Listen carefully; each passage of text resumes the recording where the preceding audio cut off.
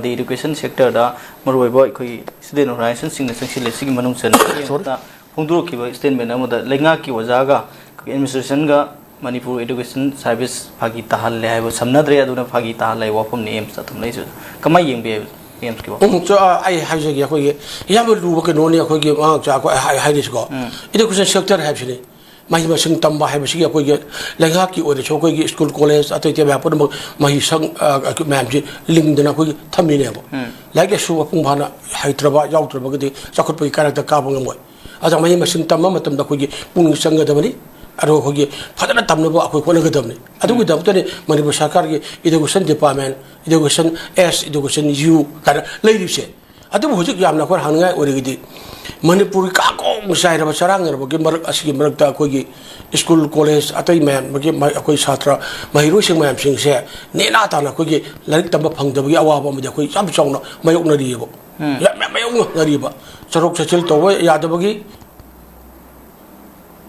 no to hai ko ai yam chong no ko ge charok chachil to wa ya da ba ge ade ge ko ge awa ko mayok na ri ba ko da ban ha da ji lenga ki makha da lai re ba school ayam ba maming ti ko na lai re school amagi ore ba ko ge lenga tu ge laifam thokpa oja ko ade ge basing suna laitre ade sabai ade ge school ge ore ba ko phacha ta thati da wale phamna ba ko phan ko ge bawo laita ba blackboard laita ba ko school labo ba ge fencing kang kong sai ba ko loi la gang akse ge ko ge angang mahiro sing de khongam pham akoi toilet ko adu bawo laita ba leire singi de ge Manipur phan de kra tha do ga singi lamdam oiru ko le mayam de aboi ra kang kong sai phim de leire ba adu hai ba ching se jeng senda ba gi damok ta Manipur langa ki mari le na ba samada ba hai ba do moi ge is ade ge leire ko asigi loi leire ba education u education s leire loi leire ko aduna kari wali kamai tori ko le ha ba je ba tam gen bi de ba aduna ne aims ki ko gi president ko gi longjam ko thoyin ko mana ko gi mana ko gi ma phungdo re se Manipur di ko gi mahiroi gi lup mayam na sau sa le bi ko mai loi lo nang badal ka sau sa le bi mai lup mayam sin so ko gi education sector zaman sa gar kare ki wali ko le he ba je matang chana mapam chana jing se lakan da mayam da statement talk na press meet talk na man khang le ba ado masi kang khung sai re ari yung singi lam da yung singi lam da le ba ko gi ha yok si ba tam da di oja mu se le oja like ta bi yor me satra tara le ge oja kun le ba yor re huju huju le ba Manipur le ba ko gi lawar primary lp school like UJP school re pro man te ko da le re yam sing na palo tam da ko gi nauria pakang la ba kendra gi oi ba ko gi khaimpan high school na ko gi maming cha thi ba do ha huju ko le mun turen ma pan da ko kaptar ta le re satra ma sing ga oja do bi yu are lp school ma ya ma di junior boys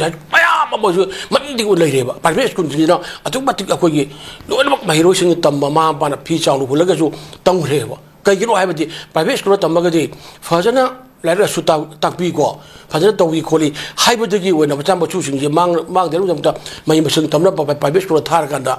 school band da ko to dra ko dra lai ne ba je kari gi no ba private school lu gi mrak ta re sarkari school na si dra lai re maming di ge lai re mrak ta re private school na ator wang khala kana mai roi lising amagi mat ari gi mat bari tam lai re ba se kari gi no ba aduna Manipur gi education ko gi sector se machidane achau ba ko gi award pa de gi am thau khada lai re aduna administration organization ga ko gi samada ba ko adu lai re ada langa ki oja sing gi bayam prik se ko gi oja mo oi bi gi na bana matuk sa ba school re gi mai roi lai ta ba oi bi gi oja amagi ko takpi tabi da ba mayam do phangaktre oja moi su ti takpi tabi phangaktre ba maming te go soi tor ga da atene ne sa tor ga halak ba mayam phu yaw re ba ma che khang na kaman tok de chu seksem de choi bi sem tok sigi hai ba se akoi Manipur langa akoi education minister lai re ko wa kuju puje ko re mi se la pai ko secretary lai ni loi lai ni ko moi mayam sin moi da chari tor kari gi no ba moi su jing chen ba ya da bravo ida ha moi ju jing me da ba mau sa dia ko gi school am da ko gi inspector lakani ka na dia ilaka ju lakani ka matam da di yan na ko gi yan da kinira me ba akoi angang ko inda ko tam matam da ko ga ju di dia ilakani na ta ro da hen ma me pun mak satra ga ji phadar he ilakani to ga to ye ko huji ti kana ni jing bi ri ge ba aduna chap chap ban re achiri yam phatab ne aduna akoi education sector da ko kang kong charak po ra ga di lekha ta ga ni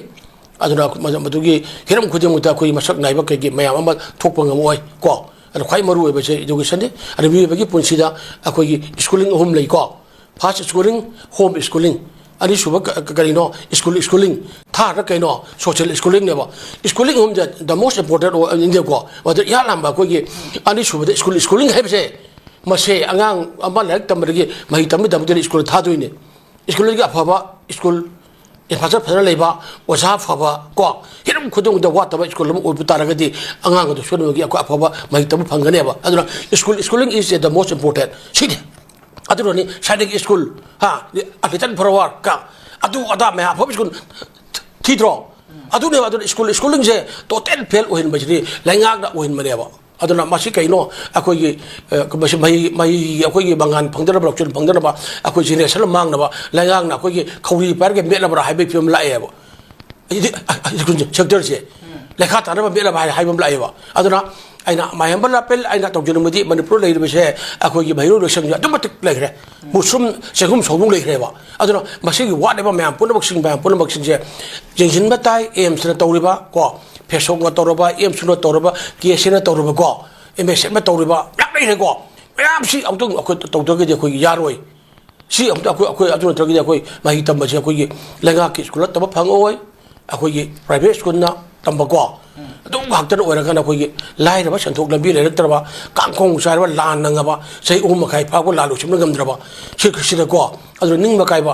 नारोन सिंग लाइरु तब बतम busing यम कदे अदु मनिंग मखाइबना busing यम कदे करम लेबा ओर कदगे हाइबदो अमुक्तंग ओइबियु अदुना प्राइवेट स्टैंडर्ड इन बोदिना 20 छबिदि कनोद्रा आ ang bana kui bisik bharat bo ogene haira bisik bharat ogene haibo manipur bisik bharat tu jaw roi do mong lai re hujik su manipur ran tu ise bharat ngana kam jing bi dana leidana manipur se bharat ki apun state amra ta bo jong leidana athwai tong ra koi education sector so koi na moi bisik bharat oi ra chira manipur di zero de le ho do re ba adra ma se akoi lega ki pai bi ri ba mayam education sector lairaba administration thabak toru mayam aduga school kari ori samdana bohona ba or ba engine biba ko sarkari school sum chuna lai tamna ba aduga school education gi thabak ba ya pura bokse phana bohona boji on view ako hai bi thamjege